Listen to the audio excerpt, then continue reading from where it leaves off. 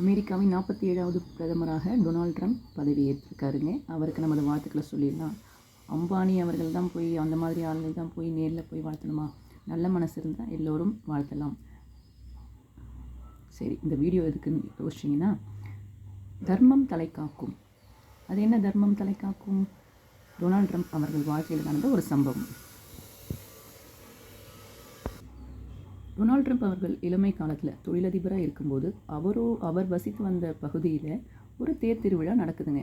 அந்த தேர் திருவிழாவுக்கு தேரை நிறுத்துறதுக்காக இடம் தேடிட்டு இருந்தாங்க அந்நாட்டு மக்கள், தமிழ் மக்கள்.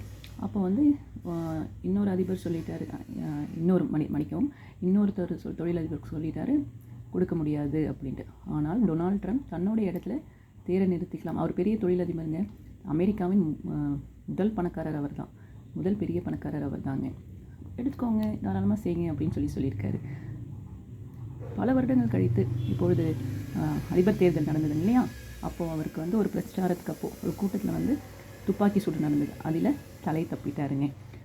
அப்போது இந்த சம்பவம் நடந்ததுக்கப்புறம் ஒரு தமிழர், அங்கே வசித்து வந்த தமிழர் ஒருத்தர் எழுதுகிறாரு, பதிவு பண்ணுறாரு, தர்மம் தலை காக்கும்.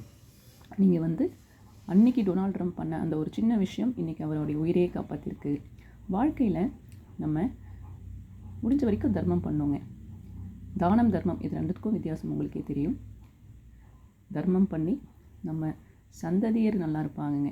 போன ஜென்மத்தில் பண்ண பாவங்களுக்கு இந்த ஜென்மத்தில் நம்ம பிராய்ச்சம் தேடிட்டுருக்கோம்.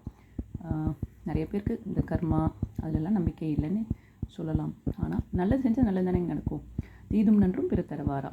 அதனால் எண்ணத்தால் கூட நம்ம பிறருக்கு நல்லது தான் நினைக்கணும். ஒருத்தவனை அடித்தாதான் பாவம் கிடையாதுங்க. அவனை அடிக்கணும் அப்படின்னு நினைக்கிறதே பாவம் தான். அமெரிக்க அதிபர் டொனால்ட் ட்ரம்ப் அவர்கள் அவர் எடுக்கிற முடிவுகளால் உலக பொருளாதாரம் எப்படி போகுதுன்னு வரப்போகிற ஆண்டுகளில் தெரியும். மீண்டும் அவருக்கு வாழ்த்துக்களை சொல்லிவிட்டு இந்த பதிவு மூலமாக நல்லதை செய்வோம், நல்லதே நடக்கும், தர்மம் தலை காக்கும் அப்படிங்கிறத சொல்லிவிட்டு மீண்டும் வேறு ஒரு வீடியோவில் சந்திக்கிறேங்க. நன்றி.